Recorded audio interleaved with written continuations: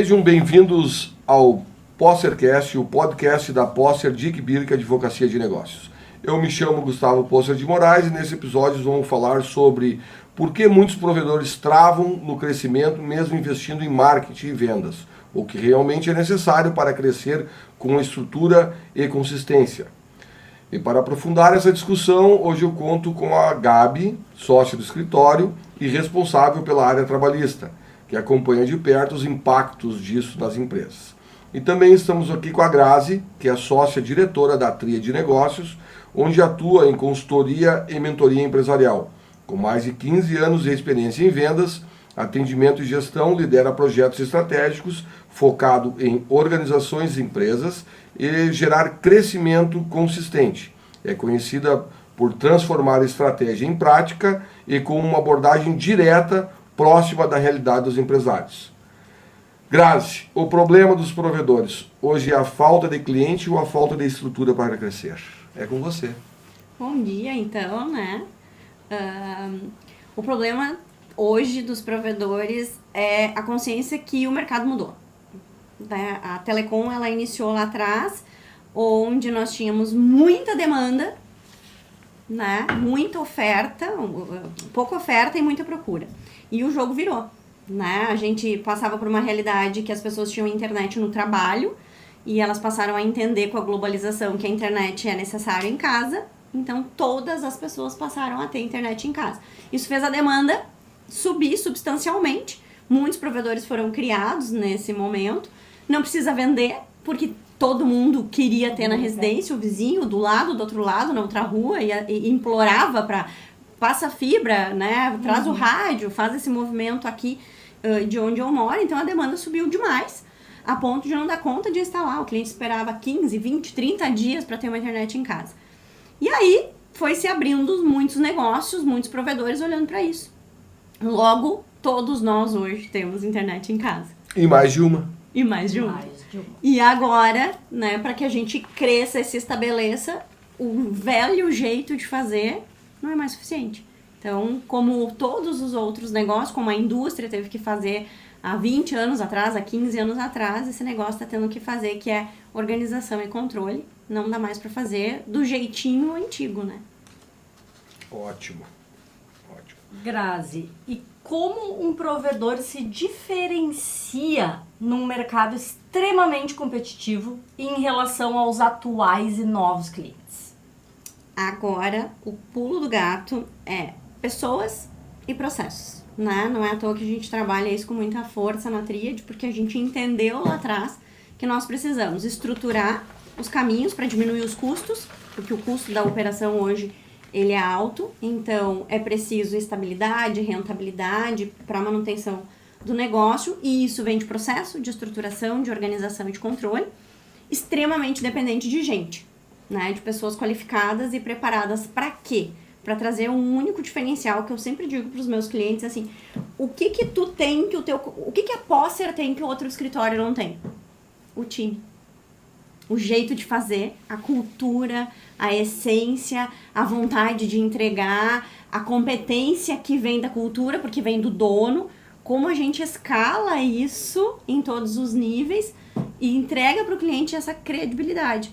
Porque mega a R$ 99,90, R$ 109,90, R$ 119,90, todo mundo entrega. E aí a gente começa com a criatividade, de a gente entrega mais coisas diferentes, fatos novos. Afinal de contas, quando tu vai numa pizzaria, tu quer chegar lá e ter algo novo, tu não quer ir sempre do mesmo jeito, então tu quer provar um sabor novo, uma opção nova, um drink diferente, ou seja lá o que for. Na venda de internet não é diferente, o cliente quer um fato novo, quer uma novidade, quer que seja embalado, quer que tenha cara de família, cara de amigos, cara de gamer, cara de alguma coisa, né? Mas isso está pautado em gente para fazer isso, né? E na estrutura e na organização, porque fazer isso, trazer todos esses que antes eram SVAs, agora são, né, o viés é outro, mas trazer tudo isso a qualquer custo também não é rentável mais. Então, a estruturação é a organização interna para que a gente possa oferecer isso e ter gente qualificada para entregar. O atendimento que tu vai entregar, só tu entrega. Se tu for eficiente, ninguém mais faz. E por incrível que pareça, a gente acha, mas daí todo mundo vai querer se diferenciar. no atendimento. Por incrível que pareça, a gente conta nos dedos, na nossa vida, nossa vivência, restaurante, farmácia, lugares que a gente vai e que o atendimento realmente faz diferença. É o básico, mas ninguém faz. É o básico bem feito. E fideliza a pessoa, né? Porque Exatamente. você estava falando, eu tenho um dado econômico aqui, que hoje praticamente 80% das residências tem internet. Ou seja, o mercado para um crescimento orgânico é 20%. E esses 20% certamente vão tirar a referência de quem atende bem. Exatamente. Né? Então isso é e é algo também que é um crescimento, né, do mercado e um crescimento da população quando tem acesso a essa informação. Né? E quando tem acesso à informação, ela vai saber quem atende e quem não atende bem. E tu vai aonde? Aonde tu é bem atendido. Né? Então eu acho que... Onde é mais rápido, né? Onde o processo flui com mais naturalidade. Quando eu vou comprar internet, eu sempre brinco, eu chamo tu mais 2. Dificilmente o cara chama um só. Tu vai pra internet, o que eu vou fazer? Vou pesquisar o valor de uma medicação na farmácia. Vai dizer, tu vai entrar em 3 sites, tu nunca vai pesquisar num só. Então o cliente chama 1, 2, 3. Quem vai ganhar? Quem recebe bem, quem atende bem, quem faz isso mais rápido. E a gente tá indo pra uma linha perigosa, na minha opinião, que todo mundo tá achando que a IA vai resolver. Então tá todo mundo achando que eu vou treinar uma IA e ela vai atender o meu cliente, ela vai fazer venda e eu vou eliminar o processo.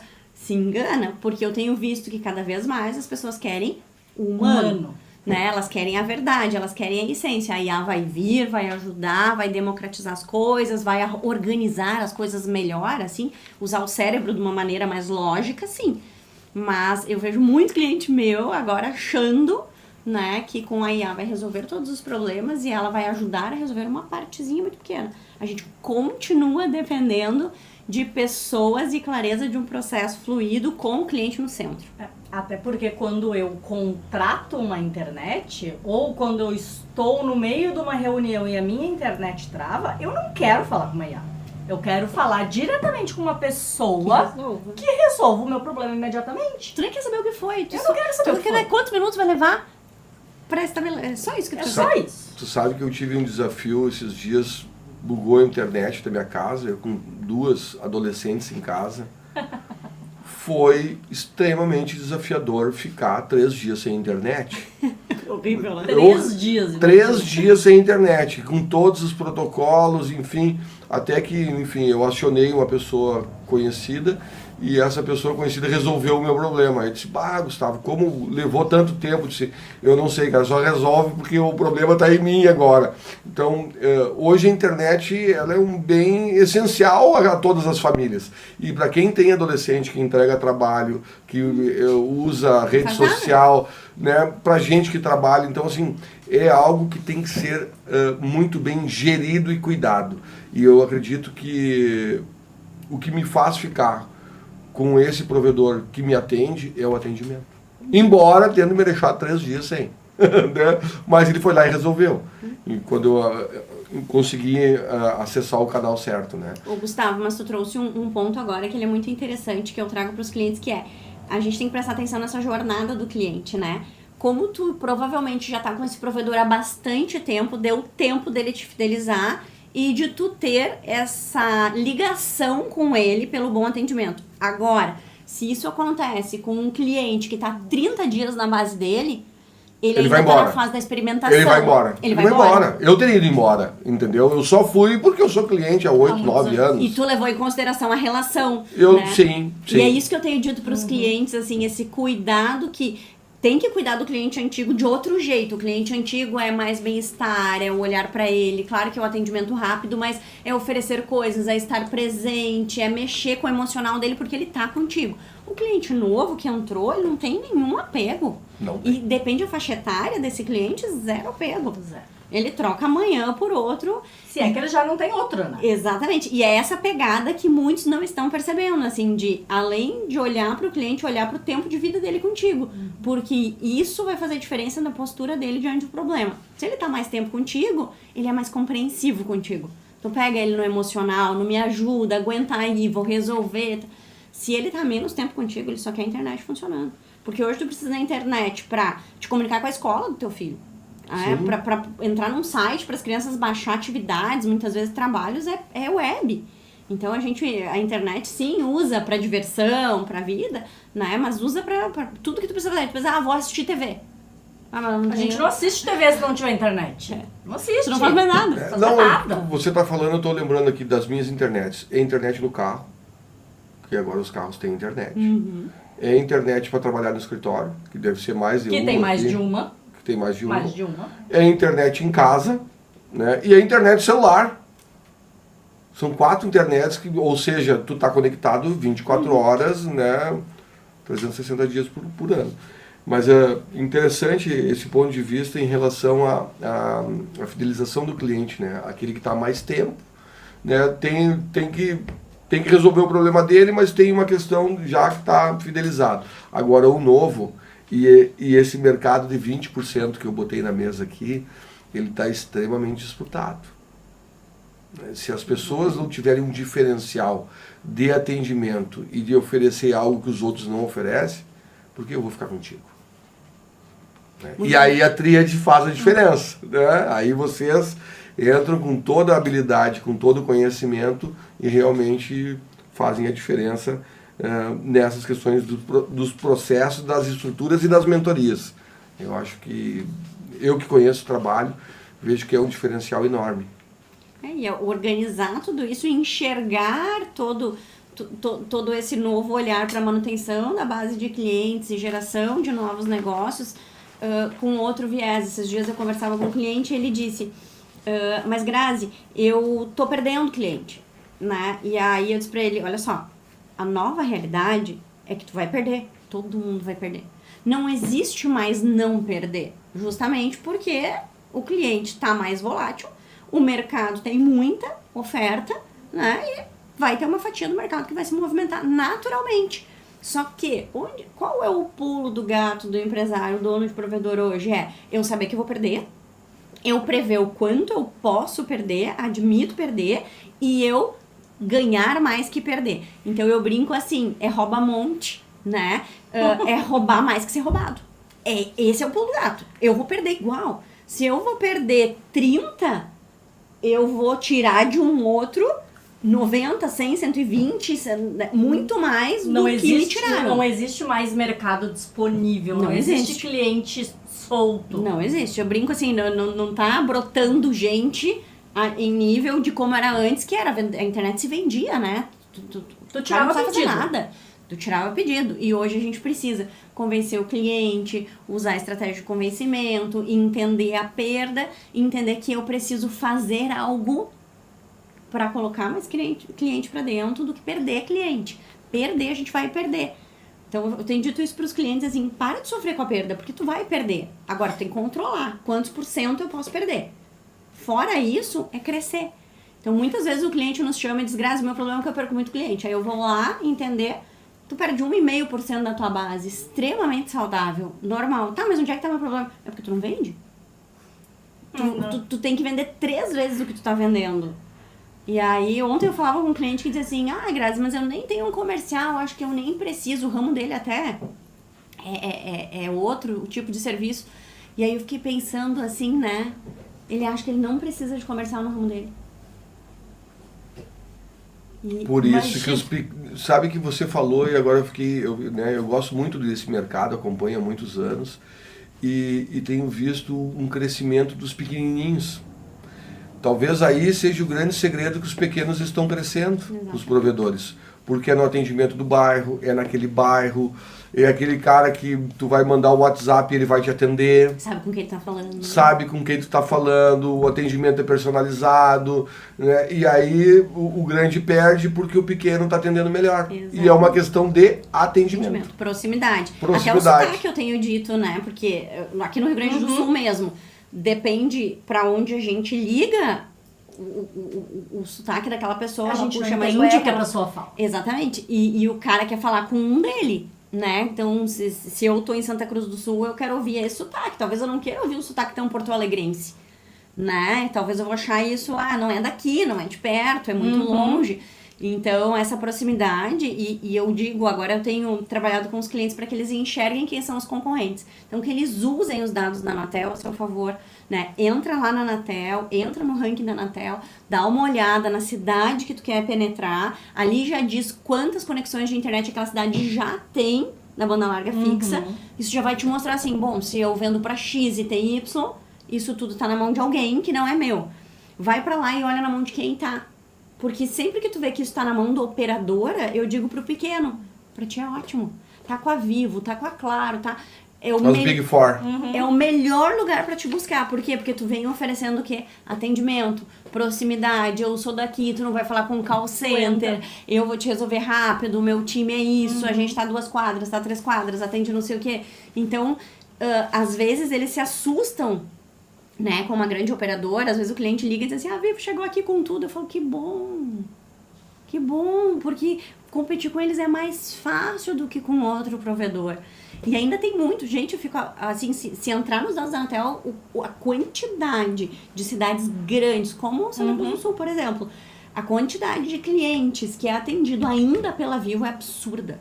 Internet em casa, banda larga fixa, é absurda.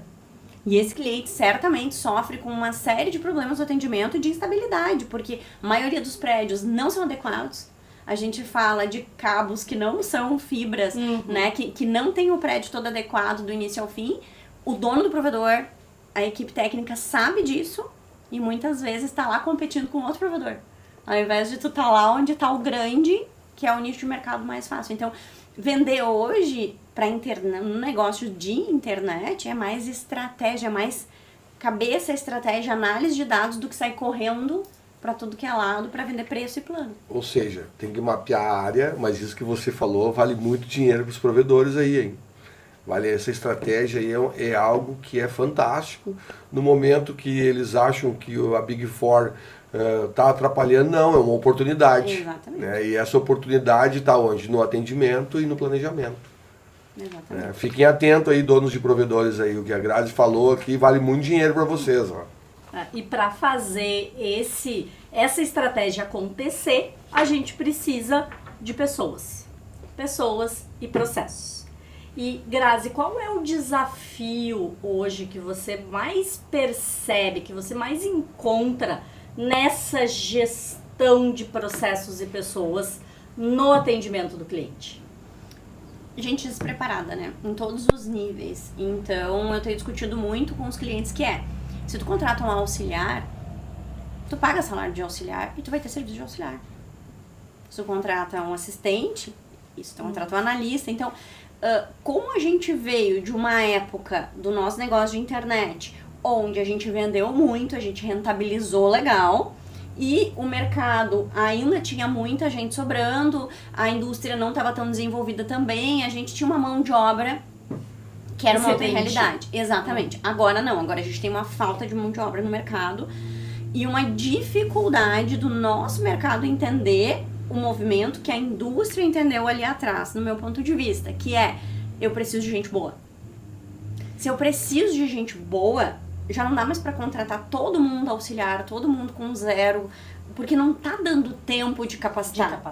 Então eu já tenho que contratar uma parte para ensinar, para desenvolver, e esse é o papel das lideranças, mas eu tenho que contratar uma parte que já venha com algum legado e já entre no campo jogando. Imagina se um time de futebol vai contratar só jogador inexperiente para jogar um campeonato, né, nacional. Tu já precisa contratar gente que saia jogando. Então isso é uma das coisas que eu mais vejo, Gabi, é o erro desde a contratação, né? Eu quero que ele tenha, mas eles não têm cabeça de dono, mas eles não vão ter. Eles não são donos. Eles não são donos. Mas eles não pensam como analista. Sim, que ele é um auxiliar. Tu paga salário de auxiliar e tu quer entregas de analista. A gente precisa se conscientizar que lá atrás as pessoas vinham com esse afinco porque tinham poucas oportunidades, então elas davam a vida naquela vaga. Hoje elas têm muitas oportunidades, então hoje elas já querem ser reconhecidas mais rápido e as pessoas elas vão te entregar o que tu contratou elas para fazer. A grande maioria, a gente vai ter as exceções que são excelentes, mas são exceções à regra.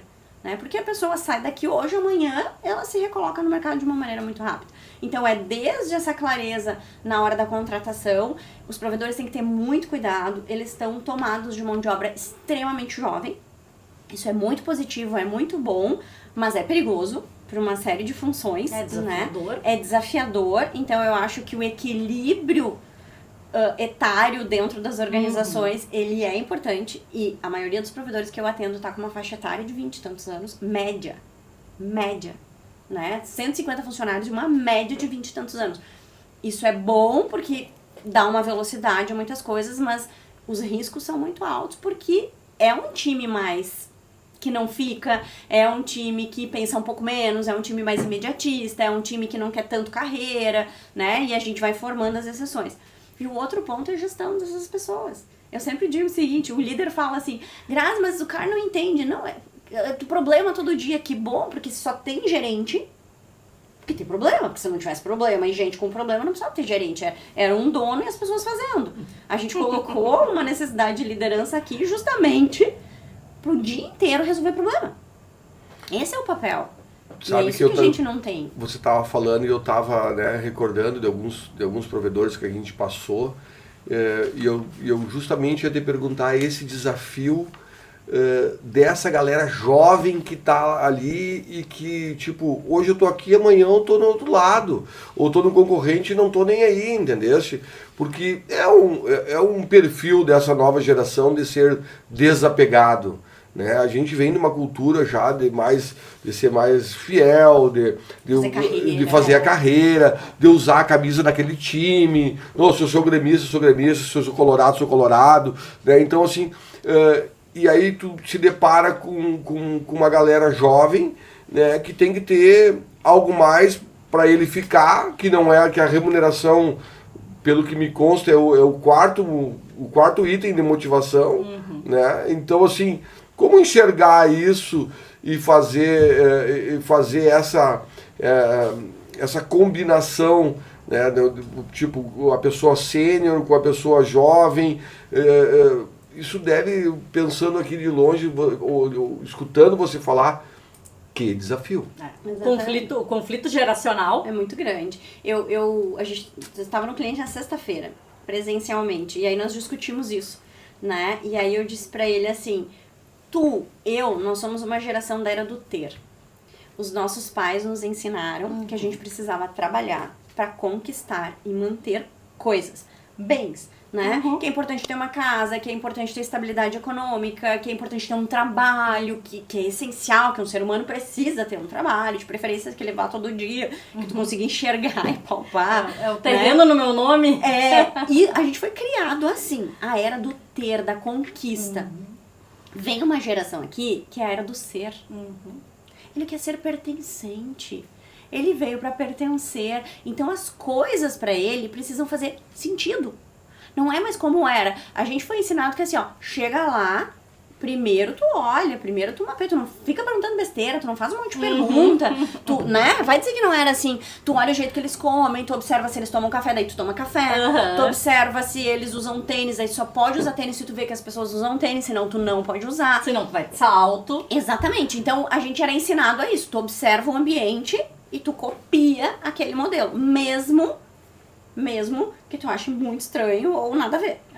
Essa geração não foi criada porque nós ensinamos, Gustavo, tu ensina as tuas filhas que elas têm que ser o que elas quiserem ser, que elas podem ser quem elas quiserem, que elas devem ser felizes, elas te viram trabalhar demais e talvez o que elas querem pro futuro delas é trabalhar menos que tu. É ter um tempo que talvez tu não teve. Os nossos filhos não querem a nossa vida. A gente fica dizendo assim, mas tu não quer nada da vida. Não é que ele não quer nada da vida, ele não quer a tua vida. Ele quer uma vida diferente. Não deixa de estar errado também, né? E esse, inclusive, é um dos fatores pelos quais os assistentes, os analistas, os auxiliares não querem ser gerente. Exato. Ele não quer, pra quê? Pra que ele pra vai ter postura de problema? líder se ele não quer? Pra ficar burnoutado? Não quer. E aí você não consegue escalar pessoas por uma liderança. Exatamente. E aí a gente precisa ter essa geração, entender essa geração. E eu disse pra esse cliente o seguinte, Gustavo, a menina tinha 21 anos e ela pediu pra sair. né? Ela pediu pra sair porque ela queria... Ela decidiu que ela só ia estudar, então não ia mais estudar e trabalhar, porque ela tava ficando muito estressada, muito cansada, muito exausta.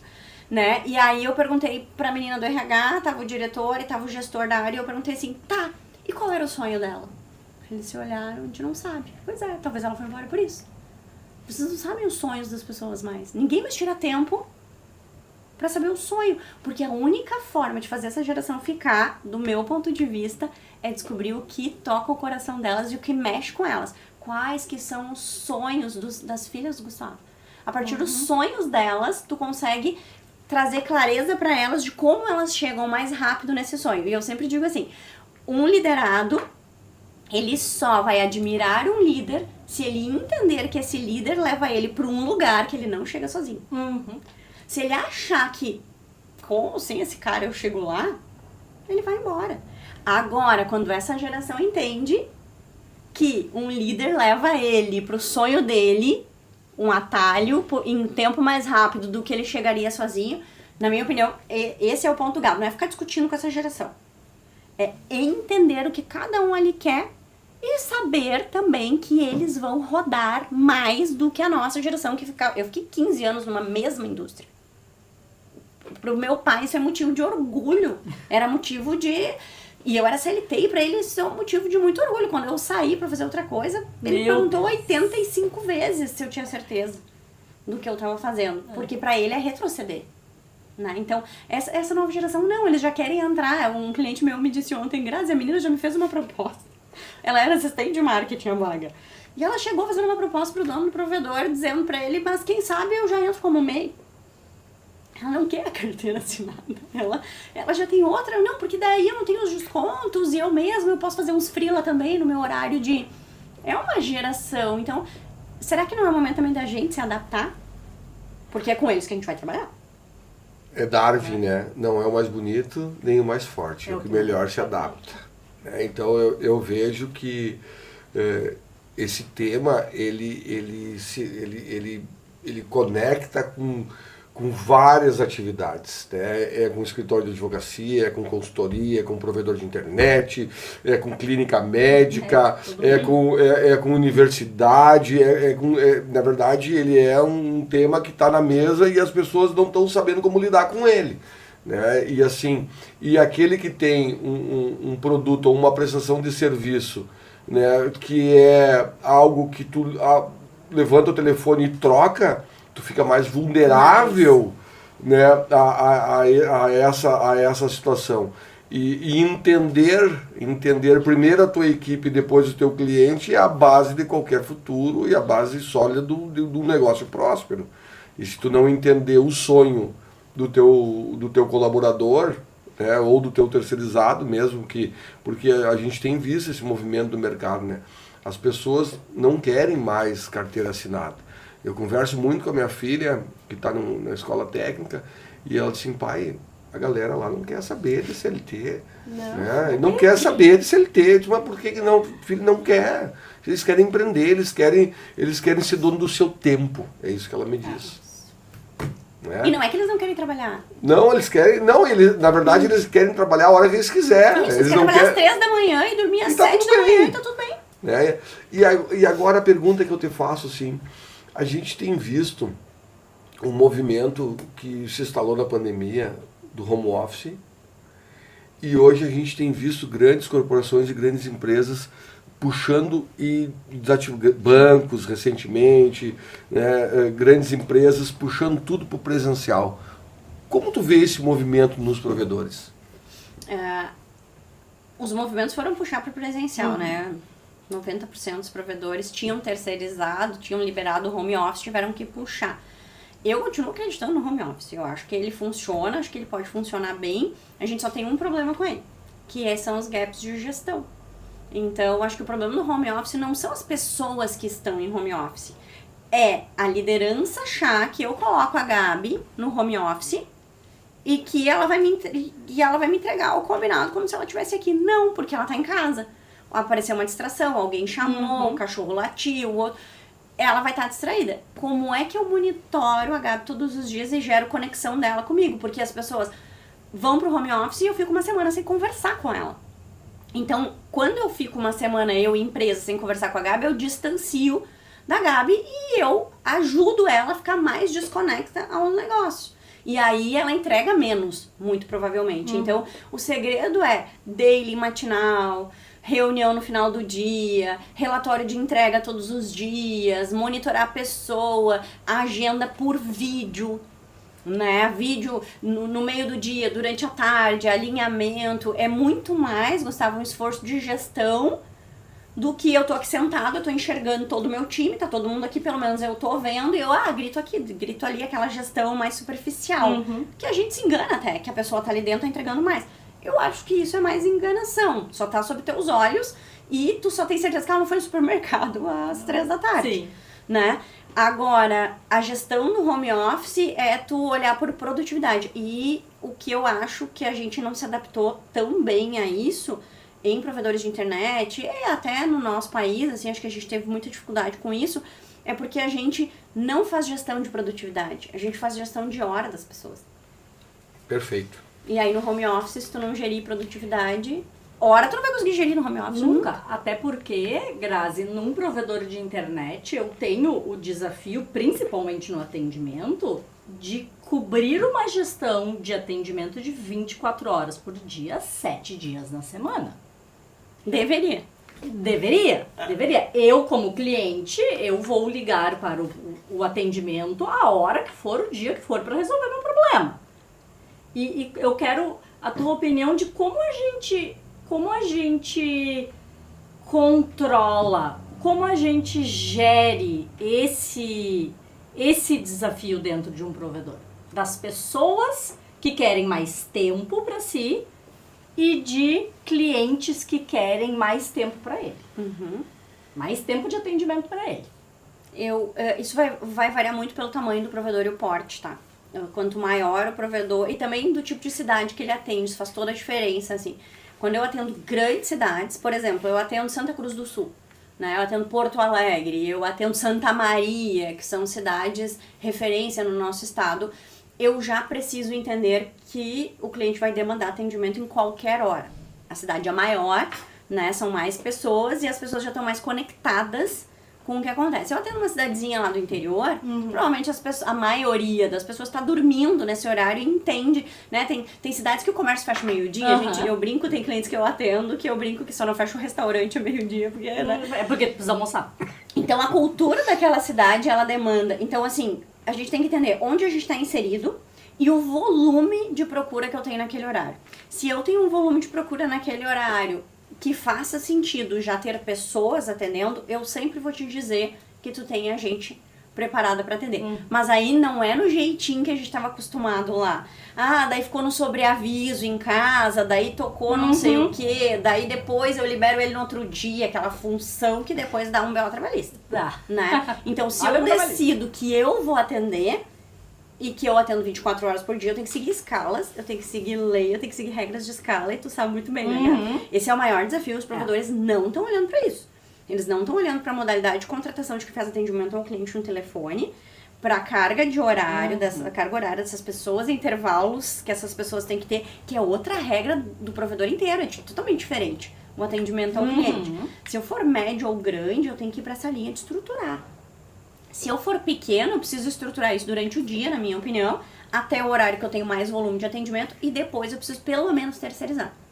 Né? Mas alguém tem que atender o cliente. Então, eu entendo a terceirização com ótimos olhos, né? Quando a gente tem problema de qualificação de mão de obra, a terceirização ela é muito interessante. Nos horários que não faria sentido tu ter, até pelo risco de uma pessoa chegar na madrugada, sair na madrugada, estar lá sozinho, todos os riscos que tu corre, eu acho que um terceiro cobre bem. Tem gente usando o terceiro porque já não tem mais espaço físico. Então, a terceirização do atendimento também pode ser positiva, mas tu precisa, primeiro, um parceiro de muita confiança, olhar pro teu tamanho e pensar como é que tu replica a tua cultura lá nesse terceiro, porque o atendente dele que tá lá tem a cultura dele, né? Não tem a tua cultura.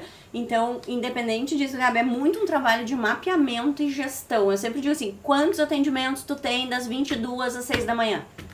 Muitos. Quantos? atendimentos tu tem? Quantidade. O que é muito? Ai, Grazi, tem dias que tem 10. Tá, isso é pouco? Tu pega 10 atendimentos, divide pelo custo de ter uma pessoa na noite, pagar adicional noturno, ela ficar sozinha, os riscos que tu corre e tudo mais, talvez não faça sentido. Agora, tu tem 200 atendimentos, tu tem muita gente demandando, é outra história, tu vai ter que estruturar aquilo à noite. Então, de novo, aí eu sei que isso parece óbvio, mas muito dono de provedor ainda não para olhar número, dado para tomada de decisão. Então, seja para terceirização do atendimento, seja para gestão de pessoas, seja para o trabalho em home office. Tudo passa por gestão. Como tu vai controlar aquilo? Com que dados tu toma essa decisão? Toma decisão com um número.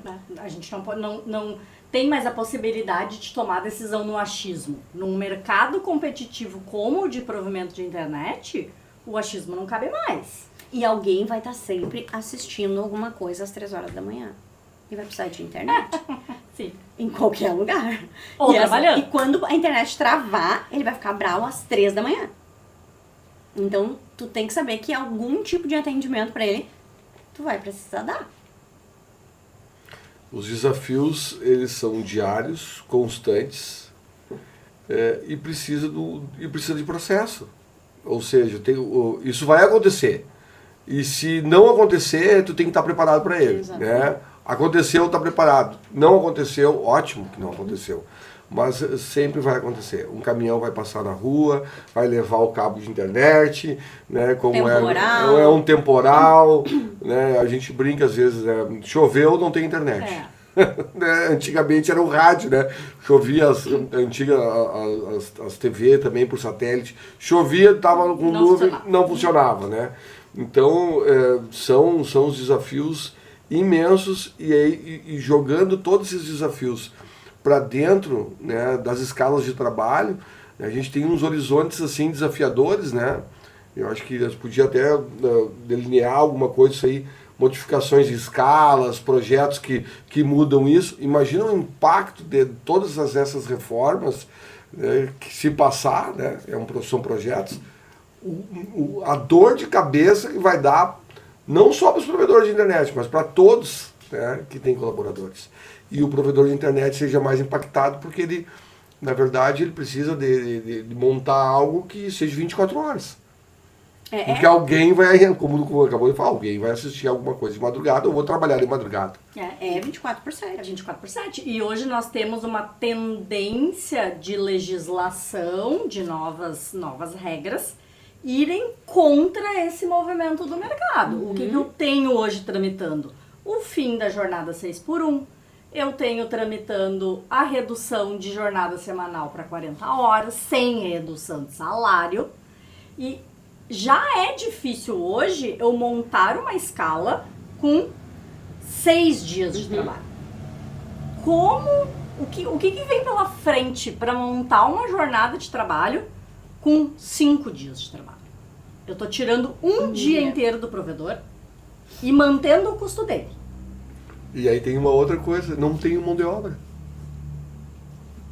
Né? Então, assim, são muitos os desafios, principalmente de novo, né? Eu acredito que isso é uma ótima oportunidade para aquele pequeno que está começando ou que tem uma base de clientes sólidas e acaba fidelizando aquele bairro ou aquela cidade pelo atendimento e pela entrega. Né? E aí as Big Four ficam de fora. Né? Eu acho que é bem construtivo isso, porque às vezes as pessoas estão começando um negócio assim, mas eu vou começar um negócio. Olha, nesse cenário, é um cenário de oportunidade. É um cenário de oportunidade. É um cenário de oportunidade. E tem que fazer muita conta se tu realmente quer escalar, né? Aí é o ponto que eu ia chegar agora, né? Será que vale a pena realmente as dores do crescimento, né? 1.000 clientes, 3.000 clientes, 5.000 clientes, né? E depois dos 5.000... Daí tá acostumado a sentir dor, né, Gustavo? Aí a dor faz parte da operação. Mas essa dor dos 1.000 clientes, das barreiras dos 1.000 e dos 3.000, a gente vê como é difícil a operação escalar nisso e conseguir ficar saudável a partir desse número, né, de ativações. Então, realmente é um desafio diário, Mas que bom que tem profissionais sérios, né, competentes, como a Tríade, como a Grazi, como a Gladys, Sabrina, Lucas, Morgana. Esqueci de mais alguém? A Dani. A Dani. É um time grande. Eu brinco com as meninas que não é um time, é um ecossistema. É um ecossistema. Na Abramute a gente falou muito, o que vocês oferecem? Eu disse, a gente oferece um ecossistema. Precisa de jurídico? Tem. Precisa de rede? Tem. Precisa de atendimento? Tem. Tem tudo, velho. Tu compra um ecossistema. Não compra uma consultoria. E se eu não tenho, eu arrumo alguém que tenha pra te usar, né? Exato, eu arrumo alguém que tem, faço parte do meu ecossistema. E aí, Gabi, tem mais coisas aí? Não, eu vejo que assunto pra gente falar desse mercado, a gente vai longe, né? A gente vai fazer aqui um filme, não é um podcast, mas por hora os insights e as dicas que você, Grazi, trouxe, eu vejo que são de grande valia para os provedores. E todos que tiverem a oportunidade de assistir esse episódio, com certeza vão estar ganhando dinheiro. E aí, dona Grazi, para nós fazer as considerações finais, assim, desse nosso encontro, o que tu deixaria, assim, né, de mensagem para a galera que está empreendendo, que está desenvolvendo, para aquele que é pequeno, médio e grande nos provedores de internet? O que a gente via antes, né, Gustavo? A gente via muitos empresários nos chamavam lá atrás que eles queriam organizar, estruturar para sair do negócio, para os outros tocar, para diminuir. E eu tenho visto que esse movimento ele não deu bom, né? Como dizem essa geração, assim, porque não tem jeito, assim. O teu negócio, ao longo de uma jornada, até que tu tenha pessoas preparadas, isso tu não faz em 2 anos, tu não faz em 3 anos, tu faz em 10, 15, 20 anos de jornada, tu prepara esse movimento para um dia ir diminuindo e tudo mais. Mas o dono do provedor que quer crescer, que quer escalar, que quer ficar maior, né, que quer ser mais competitivo, que quer que sobre mais dinheiro, porque eu sempre digo assim, faz a conta. Vender mais não é igual a ganhar mais dinheiro, né? Então, o que quer ganhar mais dinheiro passa pela presença dele. A alma do dono. As pessoas, ele estar presente, as pessoas trabalham por ele, as pessoas trabalham pela cultura que ele trouxe, elas são, né? E o tempo que ele leva para replicar isso não é 1 ano, não são 2. Ele vai replicar isso ao longo de muitos anos. Então, o que eu queria dizer assim é que muitos ainda acham que vão fazer gestão à distância, estando pouco presentes, indo uma vez por semana no escritório. Eles não vão fazer, né? Realmente hoje no negócio de internet eu entendo que a transpiração gera crescimento. O dono, começa pelo dono. É transpirar bastante mesmo, é trabalhar bastante, é estar presente, é ser a cabeça que pensa e trazendo gente, logicamente, para dividir essas responsabilidades. Mas aquele velho modelo que a gente achou lá atrás, e eu cheguei a pensar que talvez funcionasse, que era, deixa tudo estruturado e aí as pessoas vão tocar e tudo mais. Esse modelo não funciona, né? Que tem que suar a camiseta mesmo, começando pelo dono. Tem que estar presente, tem que pensar nas coisas, menos operacional do que tu era antes, mais estratégia, mais a presença. Ela é muito importante para essa geração que quer ser. Então ela precisa enxergar o outro, ela precisa a energia do outro, ela precisa de tudo aquilo para mover ela. Não é mais pagar bem e aparecer de vez em quando para dar uma olhada nos números, né? Então essa é a dica que eu dou, porque se tu não tá presente, como é que tu replica uma liderança presente? Como é que tu replica pessoas presentes? É mais difícil, né? Perfeito, Grazi. Só tenho a te agradecer. Acredito que o pessoal que está assistindo e nos assiste vai enriquecer muito, né, porque realmente chacoalha a mente e faz com que a gente tenha atitudes assertivas diferentes. Hoje pela manhã, na nossa reunião, a gente comentou que pequenas atitudes trazem grandes resultados e a presença é fundamental. Compartilhe com a tua visão. Bom, chegamos ao fim de mais um episódio do Postercast. Esperamos que essa conversa tenha trazido reflexões importantes sobre como estruturar marketing, vendas e operação de forma integrada para sustentar o crescimento do seu negócio. Se você interessou por esse tema, vale conferir também os episódios 12º, 17º e 18º, onde aprofundamos a gestão, o papel do RH e os principais fatores que travam o crescimento dos provedores. Gabi? Conta pra gente nos comentários o que você achou desse tema, quais outros assuntos você quer ver por aqui e não esquece de seguir as nossas redes sociais, que é lá que a gente compartilha todos os dias conteúdo de negócios.